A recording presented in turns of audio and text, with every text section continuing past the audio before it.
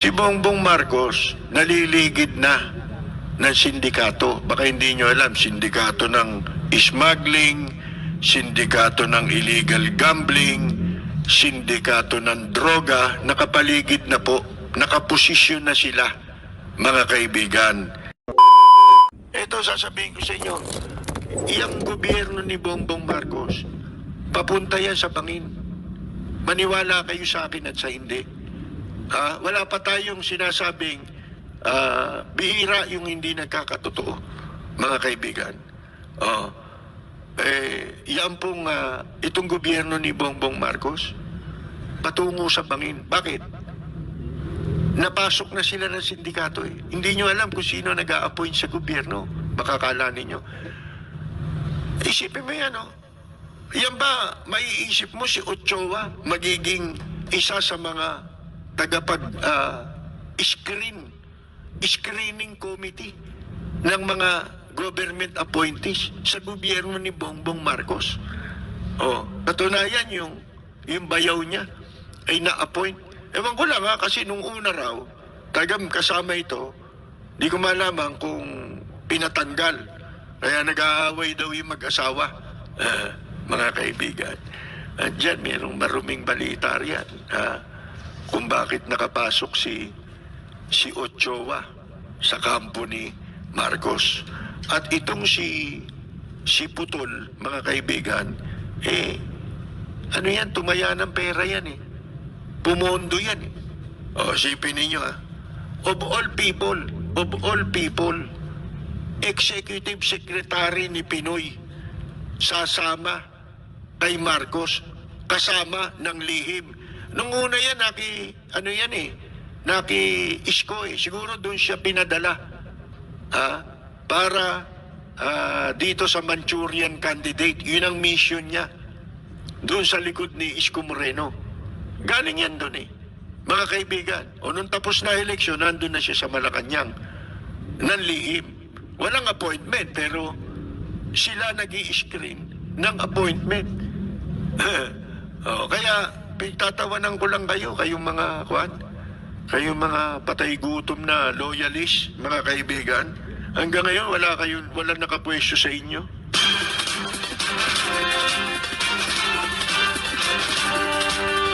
Natatandaan nyo ba? Ito, bibigyan ko kayo ng mga kasaysayan, natatandaan nyo ba si Celso de Los Angeles? Yung nabaliw kay Regine Tolentino? Mga kaibigan, na namatay sa cancer? Hindi nyo ba alam yan ang dating, di ba, napakalakas nung kay Gloria? Yung legacy, yung nanloloko ng pera ng tao, di ba? Yung pyramid, legacy, di ba? Yung si Celso de Los Angeles, mga kaibigan, yan ang amo dati ni Vic Rodriguez. Baka hindi ninyo alam. Marami kayong hindi alam kasi, lalo na itong mga troll ni Ingkong. Sabi rito ni, may nagsabi dyan sa atin lang daw niyan unang narinig ito. Lalabas ang kwento natin yan sa mga susunod nating pagtatangal. Si Bongbong Marcos naliligid na ng sindikato. Baka hindi nyo alam, sindikato ng smuggling, sindikato ng illegal gambling, sindikato ng droga, nakapaligid na po, nakaposisyon na sila, mga kaibigan, ng mga hired killer. Yan na, nakapaligid. Kaya makikita na ninyo Maaring magtagumpay sila sa simula, pero iyang mga yan ay pabagsak yan, mga kaibigan. Dahil nga po dyan, hindi nag-iingat alam nating hindi niya alam yan, di ba? Hindi niya alam yung nangyayari na yan. Mga kaibigan, katulad nitong si Ochoa, hindi ba? Tinatanong natin, wala pang eleksyon kapapanalo pa lang ni Digong nyo nun bakit ka ako si Ochoa hindi nababanggit ang pangalan? Di ba? Samantalang ito ang pinaka number 1 isinusuka sa panahon ni Pinoy, mga kaibigan. Yan si Paquito Diaz Ochoa, kung tawagin ko pa. Ha? O bakit? Kasi nga po, si Lisa Araneta ay kasama niya sa law office. Noon pa, magkakasama na sila. Ang pangalan ng kanilang kung tawagin ay MOST, M-O-S-T. Puro yun apelyido ng mga abogado ng law firm, mga kaibigan. Isipin mo, sila rin ang umahawak ng kaso, mga kaibigan, di ba? Pagka, alam niyo na tingnan ninyo ngayon, ang gulo na ng nangyayari, nag-uumpisa pa lang, wala nang direksyon ito. Yan si Robin Padilla, ang papel lang yan, sumunod maging bantay nila digong nyo. At yan ang kapanipaniwala kasing pwede nilang ipagmalaki na nanalo kasi kilalang tao. Pero hindi nila may paliwanag Ito tanong ko, ito paliwanag nila.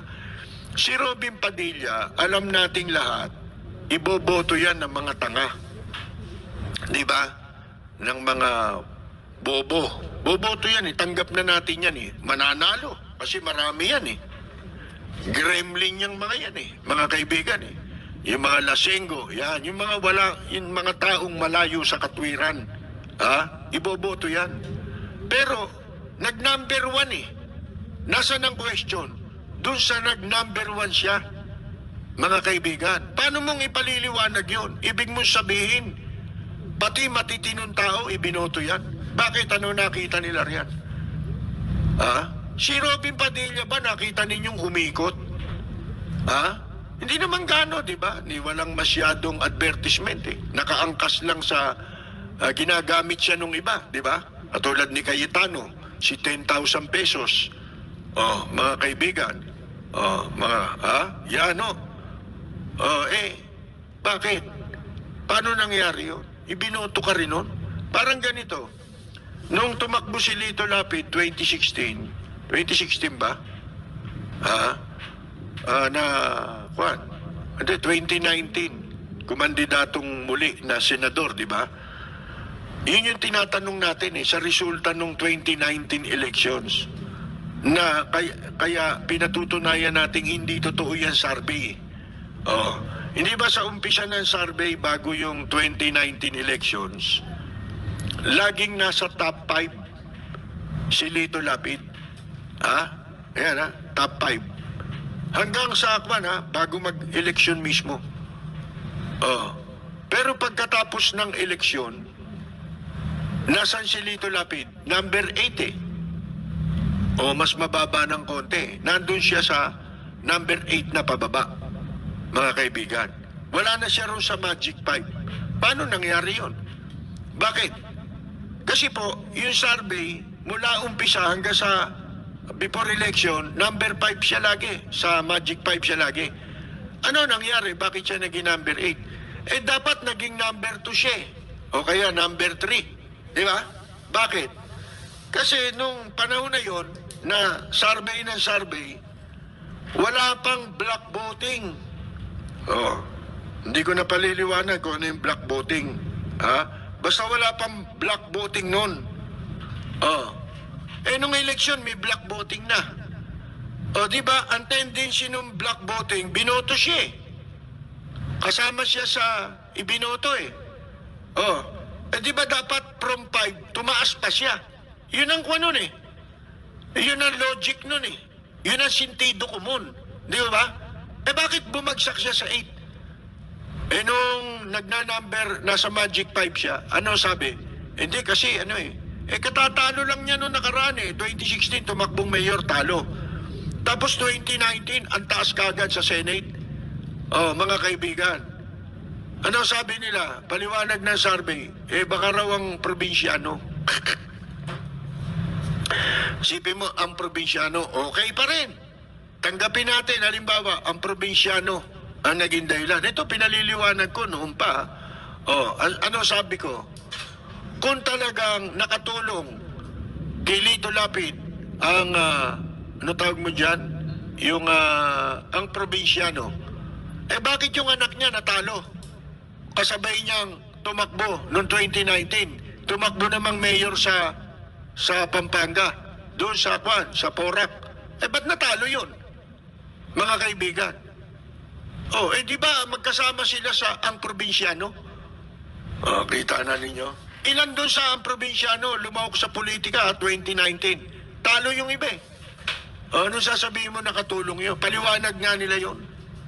Mga kaibigan. At saka yung Magic 5, kaya nakatulong daw kaya nasa Magic 5. Sige nga. Hindi ba dapat nung eleksyon tumaas siya? Kasi nakasama siya sa black voting eh. Mga kaibigan eh. Bakit bumaba? Ito pa, hindi mo maipaliwanag doon. Sino number 1? Si Grace po o si Villar? Si Cynthia Villar noong 2019. Di ba, lagi lalabas ang survey, number 1 si Grace po. Susunod, number 1 si... Nagpapalitan sila sa 1 and 2. Mga kaibigan. Sino nag-number 1 sa kanila? Sipin mo yun, Hindi nagbabago. Mga kaibigan. Tapos si Robin Padilla, ano raw ang gusto niyong itawag sa kanya? Talagang tanga eh. Mga kaibigan eh. Hindi naman sa panlalait. Sinasabi ko nga eh. Yung mga pinagsasasabi niya, nagdudunong-dunungan siya bago mag-eleksyon, nung pag-upo pa lang ni Digong nyo, hanggang sa bago mag-eleksyon, mga pinagsasabi niya, parang alam niya eh. Kaya yung mga tanga, boboto sigurado sa kanya.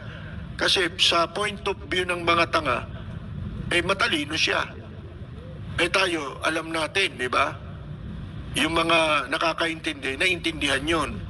Lahat ng sinasabi niya noon, hindi pala totoo, mali pala siya, nang haka-haka laban sa Senado at sa mga senador. Bakit? Nung nandun na siya, dumugo raw ang tenga niya eh. Hindi niya raw akalain na ganun eh. Dapat daw Tagalog. Gusto niya ngayon, i-disenyo yung Senado para sa interest niya. Yun ang lumalabas. Kung hindi mahinang kukote niyan, pangunawa niyan, gusto niya itawag sa kanya Robin Hood Padilla. Unang-una, gusto niya sigurong ipakita na Fernando po siya, mga kaibigan. Di ba? Pero, alam niyo, yung Robin Hood, sa kanto lang pinag-uusapan yun. Yung Robin Hood, pwede lang yun sa bilibid pag-usapan. Di ba? Kasi po, hindi mo pwedeng sabihin yan kung ikaw ay nasa public office. Hindi niya alam na yung Robin Hood magnanakaw. Ang ibig sabihin nun, magnanakaw. Di mahina ulo. Di ba? Pelikula lang yan eh. Yung si Robin Hood. Di ba si Robin Hood ay nagnanakaw? Tapos, ginajustify niya yung pagnanakaw sa pagtulong sa mahihirap, mga kaibigan. Hindi ho ba? Binibigyan niya ng katwiran. Ayun, merong dyan, Leonila Vargas Roperos. Dating daan yan eh, mga kaibigan eh. Ngayon, hindi niya alam na yung Robin Hood, katumbas nun, magnanakaw. Ang pinoportray na papel ni Robin Hood ay magnanakaw. Kaya magnanakaw Padilla, pwede bang, gusto niya ba ganun ang itawag sa kanya?